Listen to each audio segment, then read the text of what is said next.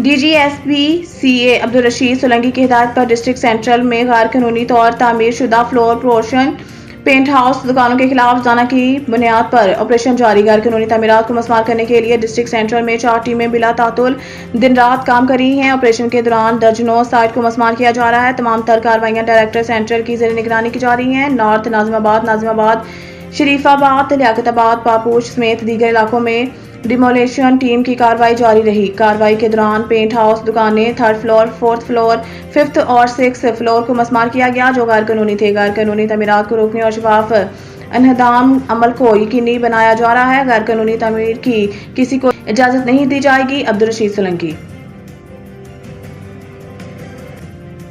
बिजली की गैर एलानिया लोड शेडिंग के खिलाफ शहरियों का पारा हाई मुख्तलिफ मुकामात पर रोड ब्लॉक करके एहतजाज किया गया। मलीर, काला बोर्ड, कोरंगी, लांढी, नाजिमाबाद पर लोगों के हजूम ने रास्ते बंद करके एहतजाज किया। अल-फलाह सदीक गोट में 3 दिन से लाइट न होने पर मकीनों ने काला बोर्ड से एयरपोर्ट जाने वाले रोड को बंद कर दिया।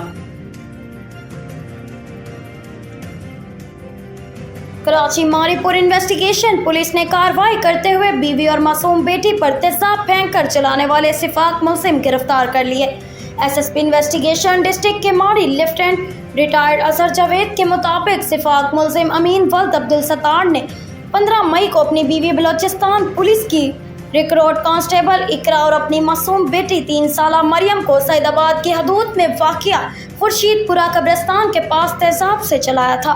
तेजाब गर्दी से माँ बेटी के चेहरे और पूरे जिस्म बुरी तरह झुलस गए थे। झुलस कर जख्मी होने वाली माँ बेटी तहाल अस्पताल में जेर इलाज है।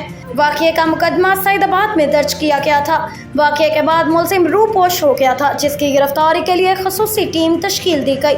टीम ने तकनीकी ज़राए की मदद से मुलजिम को गिरफ्तार किया।